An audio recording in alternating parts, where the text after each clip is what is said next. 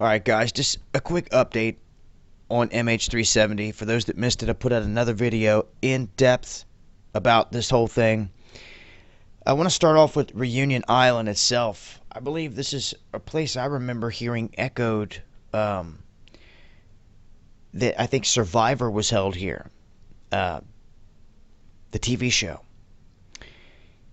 It's all I can remember of it is just like a commercial playing talking about Reunion Islands. And at this point, it's the area of focus because what? They found this debris, they found the suitcase all in a matter of a day when they couldn't find anything in over a year.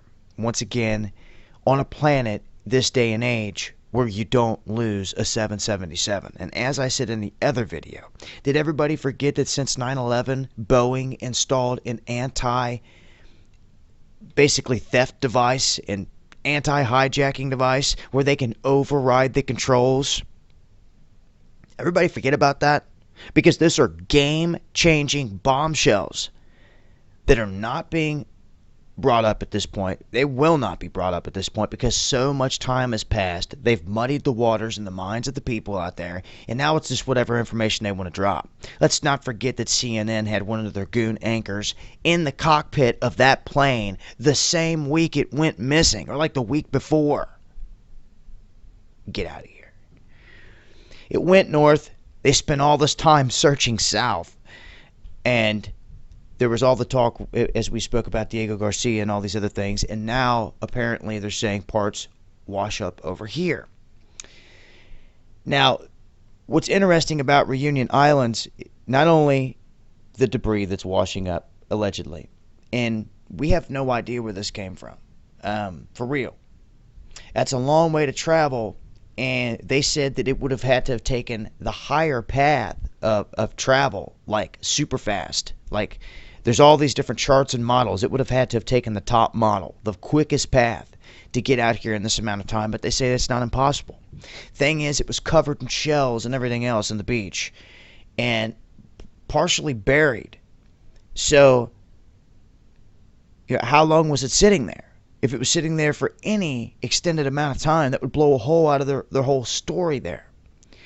And then, to come up with the suitcase, and now there's all this other stuff they're talking about. But what is interesting is just here in the past few weeks, this area has had a huge uptick in shark attacks. And to top everything off, just as this investigation starts to kick off, we have a volcano erupting. And they're saying that this very well could hamper the investigation. What if the rest of the plane's sitting down there? You just gonna let lava creep up on it, consume it underwater? I mean, what can you do in that situation? What if that's what they end up saying, and you'll never see another piece or part of this thing? They say, oh, well, we think it all may have washed up, but then there was an eruption and everything this got covered. We're never going to get it. All we got out of it, luckily, was this one piece, and it was to the plane. Look, you can land planes. You can disassemble, take them apart.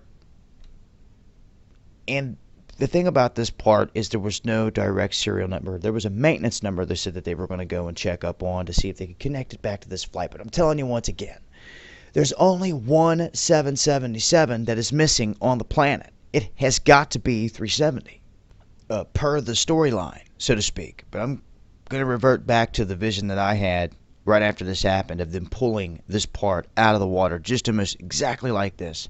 And it's what happens in the offing afterwards that disturbs me. A series of false flag events, big events in the offing after this all come out. And it has everything to do with the Mossad. People better wake up quick.